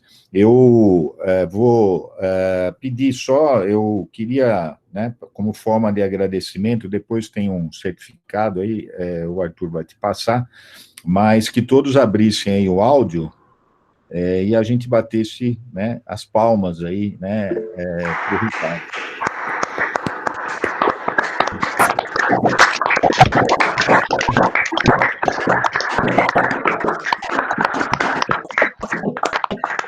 Obrigado, pessoal. Eu vou pedir também, eu estou tentando, eu queria tirar uma foto com todos. Quem puder passar aí fazer um print screen aí da tela, a gente ter como lembrança, mas quem puder abrir a imagem aí da câmera, a gente faz esse print screen, e então, se quem puder, aí eu tinha até colocado para eles. Eu não consegui fazer aparecer todos aí, né? Mas quem puder ligar aí, já estou vendo aí a Joia, Eveline, aqui quem está aqui embaixo? Joia, legal, Isabela, bacana, Maria Clara. Joia, faz tempo que eu não vejo vocês, hein? Olha, está sendo até bom aí, hein? Vou fazer isso. E também, Ricardo, eu até brinco com eles, que às vezes eles não estão, né? Eles colocam aqui o nome online e vai aí tomar um café. Vai estar legal, ó, tô gostando de ver aí. Bacana. Então, vou fazer aí, dar 1, 2, 3, aquele sorriso bonito, e vamos lá. Pronto, tá feito aí. Depois compartilho aí com vocês, tá? Então, pessoal, só para lembrar, eu agradecer, Ricardo, só os alunos, nós vamos ter uma atividade com o Euromonitor na quinta-feira que vem, eu vou passar, né, as informações lá no WhatsApp para vocês, pelo Arthur também, e aí, né, ter a presença aí na outra aula aberta com a Eveline, aí vamos aprender bastante também. Ricardo, um bom final aí de sexta-feira, né, para você, para todos aí, e bom final de semana. Obrigado mais uma vez aí. Um abraço. Opa, conte conosco. Um abraço para todo mundo. Tchau, tchau, pessoal.